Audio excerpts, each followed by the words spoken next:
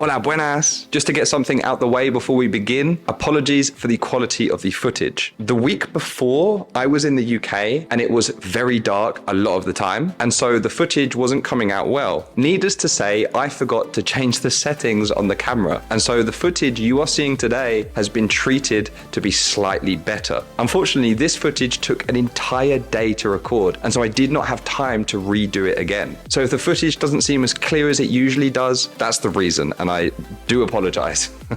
Hopefully we'll get some more recordings in Valencia in the future. Hola Buenas. Today we are in Valencia. More specifically, we are in Benimaclet. We're going to see a bunch of interesting sights today. We're going to check this city out. So let's get started. Empecemos. I'd also like to mention that we're currently in January and it's 23 Celsius. 23 Celsius, unbelievable.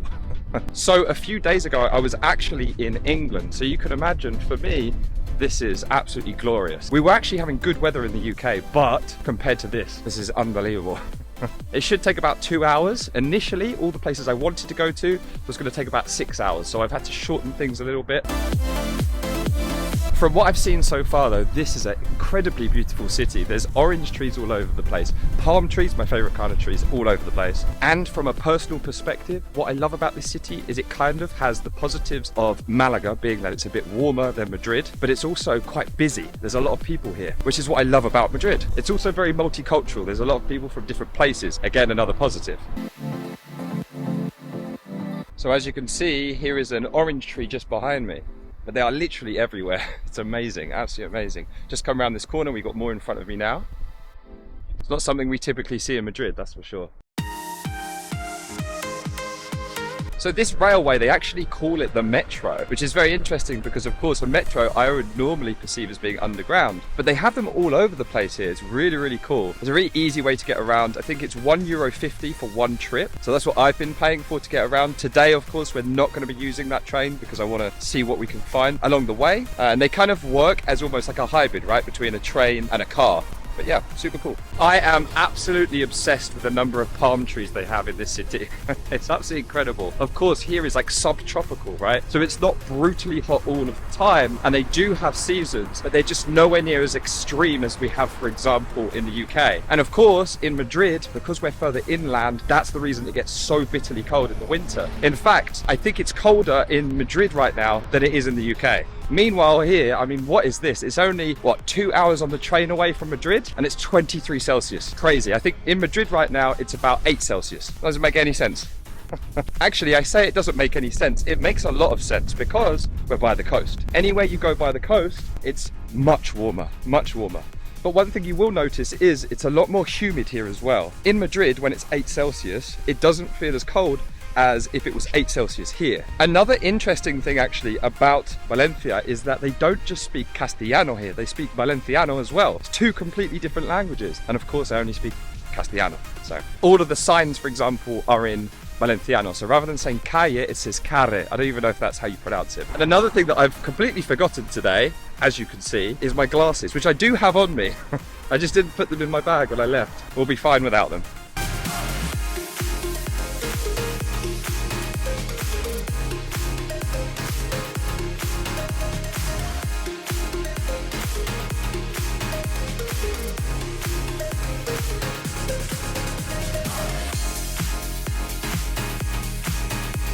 That tower is called Torres de Serrans. I just looked it up.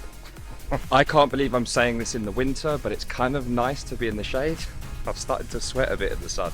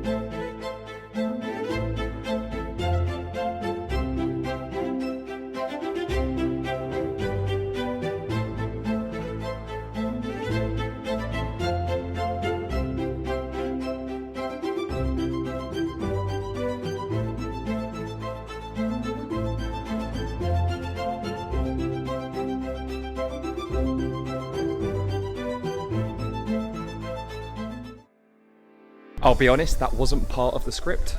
But I'm glad we went in. It was really nice in there, really relaxing, and the artwork was incredible as well. So yeah, that was really cool. I enjoyed that. And what I like is the artwork's going to continue changing, right? So every time you go there, it's going to be completely different. So that's amazing.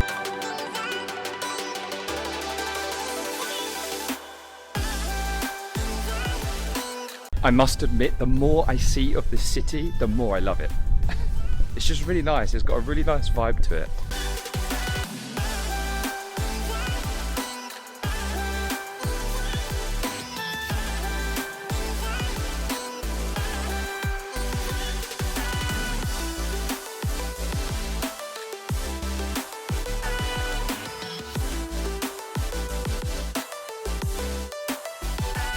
Such a beautiful city. I love kind of the architecture mixed with even the graffiti on the walls and all of this. It's just fantastic. Look at this.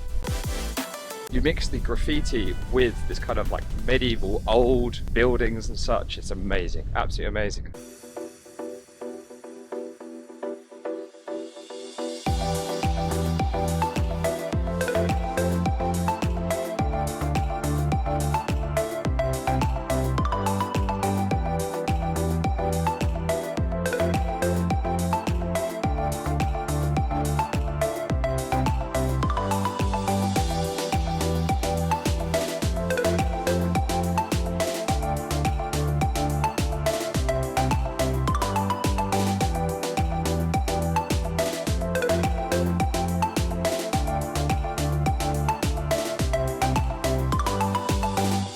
So this is the cathedral behind us, and the square we're in right now is called Plaza de Reina.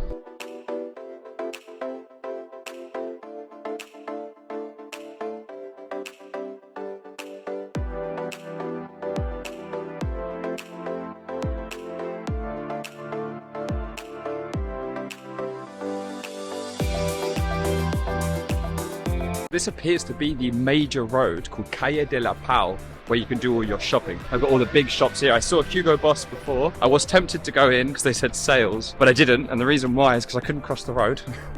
So we're going to continue on our journey.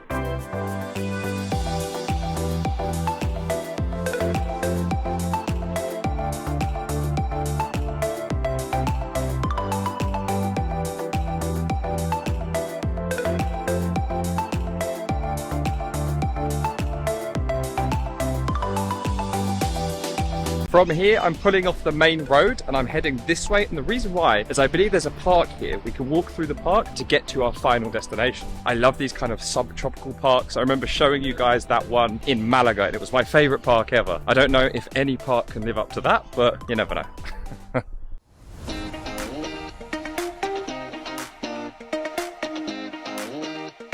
Well, one thing that is for certain, the park here is a lot bigger than the one in Malaga. Very beautiful, very green.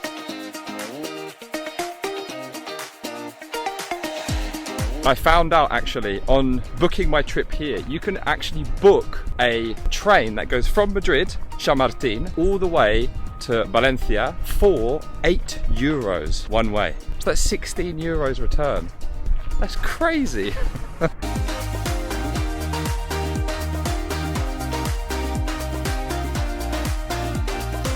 One thing that surprises me, as I say, it's quite busy here, but it's not overly busy, which I really like. There's enough atmosphere here to feel like you're in a city, and there's lots of things going on, which there are, but it's not overly busy where you feel like stressed out, you know, or like you haven't got enough space. As you can see around me, I've got loads of space in this park, but even when we're walking through the main areas, it's not like you're crammed in and can't get past. But it doesn't feel like a seasonal place to me here either. And I like that. I really like the fact that, you know, it still has some civilization even in the winter months. And as I say, the one complaint I had with Malaga was exactly that. I lived there for 6 months, and during that time was pretty much the whole of the winter. And the thing is, during the winter, everything closes. Whereas I find here, there's still a lot going on. It's not a seasonal place. And that's a really nice feeling.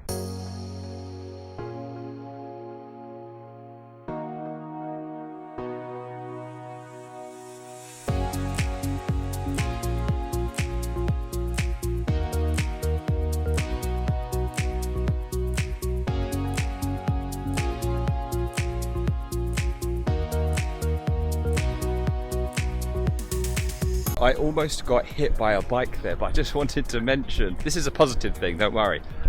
These white lines on the floor, as you see as we go past, these are actually for the bike lanes. So, important thing to mention here is that this is a city that encourages biking. I've noticed everywhere they have these little routes, which is amazing for the locals, and I certainly would do that if I lived here, that's for sure. It's got the environment for it. I think Valencia is not too big that you couldn't easily get around on a bike. I've just had a look on the map and this park is absolutely massive. I didn't realize how long it is. So it's not like a big area, instead it's incredibly long. So it kind of zigzags through the city, I suppose. We are so very close to the end of our journey. I can see our final destination in the distance. What a walk it's been. I need to figure out how I'm gonna get home as well from here. Like I say, I don't know this city that well, so it'll have to be buses and trains. I'll figure it out, should be fine. It's like a little mini golf area, so if you come down here with your golf balls and your putter, you can play some mini golf. It's really cool because they've got lots of little things like that, little things that you can do, activities and such. It's exactly what you need in a city.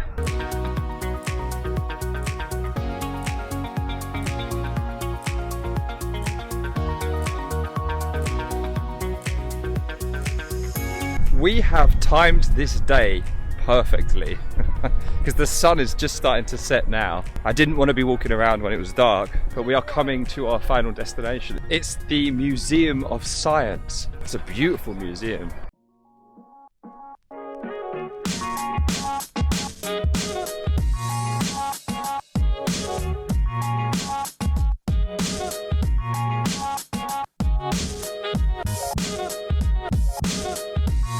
That's quite scary. If you look at the top of this building, you can see flashing lights. And the reason why those flashing lights are there is because, of course, when the planes come in, they don't want to crash into the building, so.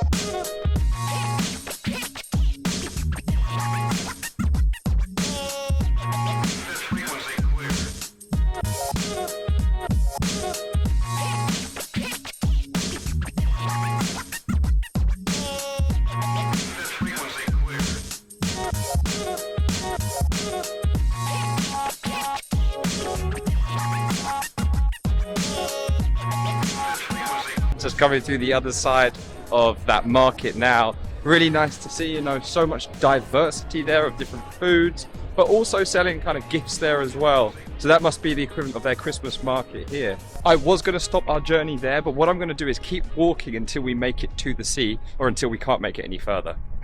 Let's see.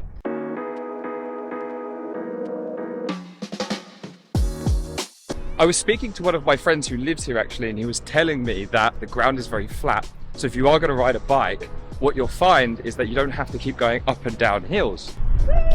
Woo! It seems as though this is the marina. So this is where you get to see all the animals. So they have a zoo further up. That's at the top of the park, so it's quite far away. As we know, in Spanish, turtle is tortuga, and tortoise is tortuga. Remember that from a previous video. If you haven't seen that video, go back and see it. Okay guys, I feel like I've gone up and beyond for you today on this tour. It's looking kind of boring in front of me. There's nothing really here and nothing really interesting to see, and the sun's starting to set. So I think that this is probably the best time to sign out. I'm going to walk back up there and go grab something to eat. Thank you so much for watching this week's video. Don't forget to leave a like, subscribe if you haven't already, and please leave a comment letting me know what you think of this episode, what you'd like to see in the future as well. That would be amazing. And until next week, thanks. Apologies again for the quality of the footage. The issue has been resolved now. I factory reset the camera. Anyway, thank you for watching. Don't forget to subscribe. I hope you enjoyed this one, and I'll see you in the next one. Thanks.